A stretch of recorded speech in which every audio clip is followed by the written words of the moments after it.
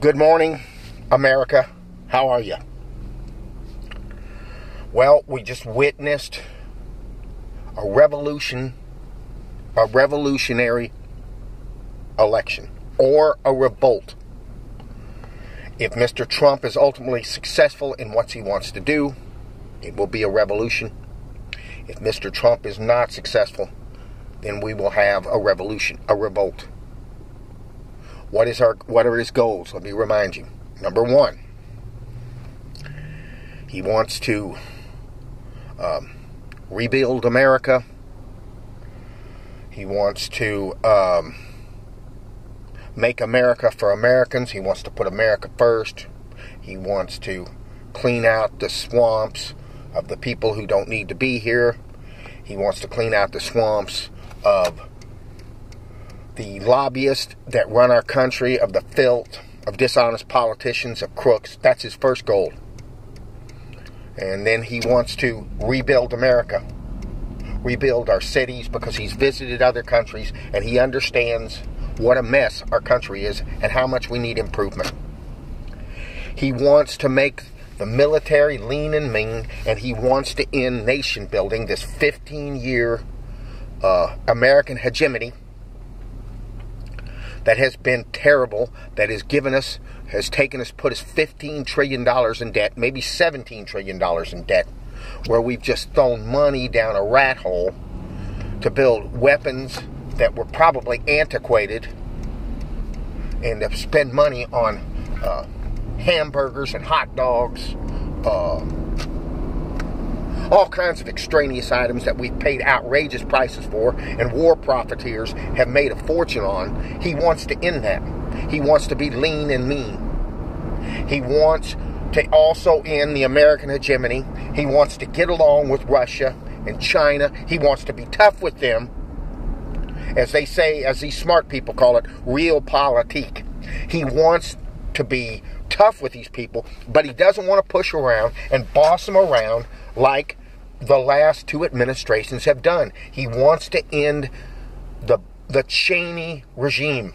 Cheney has been in charge of our foreign policy for the last 16 years. He is the one who put all these thugs in there, and this is a thugism. This is a Bush-Obama thug administration. They just run around with people, kill people, and change nations, and that was repudiated yesterday. So he wants to end that. Okay. And he wants us to have real jobs. He don't want us to have welfare. He doesn't want us to have these insurance policies where the financial people get rich. And now, this is a huge undertaking. Huge.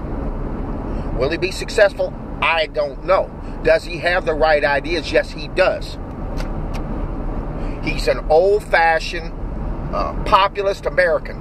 He is not some kind of right-wing extremist, some libertarian extremist, or some kind of war hawk extremist like he's been projected.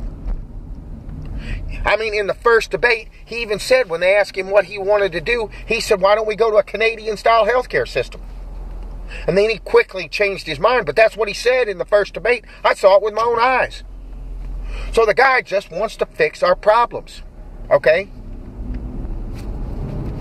That's why I'm not an ideologue. We want to get health care to people. We want our people to work. We want our cities to be good. We want our crime to be gone. We want things cleaned up. So what we've got here is the second coming of FDR, a right-wing FDR. He wants to get the rich people through these low taxes to come back here and invest in America, just like FDR did 70 years ago, to rebuild America. That's what he wants to do. And I hope he's successful. I don't see any reason why he can't, because this is not complicated. As Sean Hannity was saying last night, this is not complicated. Rather than spending money on military and $600 billion on military that does nothing, we could spend $600 billion on our kids, which will get the investment back. We could spend $600 million on business to hire people. and get real jobs, cleaning up our cities, building our roads, rebuilding the infrastructure, getting decent internet. He can do these things, and that's what he has to do. And if he does that in any modicum of success, he will win again by landslide. He needs to work with the Democrats and Republicans, and that's what he said last night. And that's what's going to happen. Okay? So, once again, all this wall building and all these jokes and all this racism, that's fine. We're going to keep going. This is not what his election was about. If you think that's what it's about, you don't understand anything. And there's so many of my friends who don't get it, and that's fine. I'm going to keep trying to talk to you because you're all a bunch of knuckleheads. You don't understand anything. If you think that we need less government, you're an idiot. Okay, you're an idiot. That's what we need government for. Because this stuff will rot and go back to nature if we don't fix it.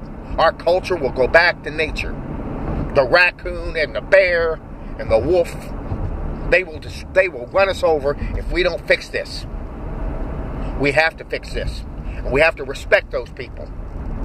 We need to end this neoliberal establishment, end this BS that we've been doing. And there's 3 elections next year. There's an election in Germany. There's elections in France. There's elections in Denmark.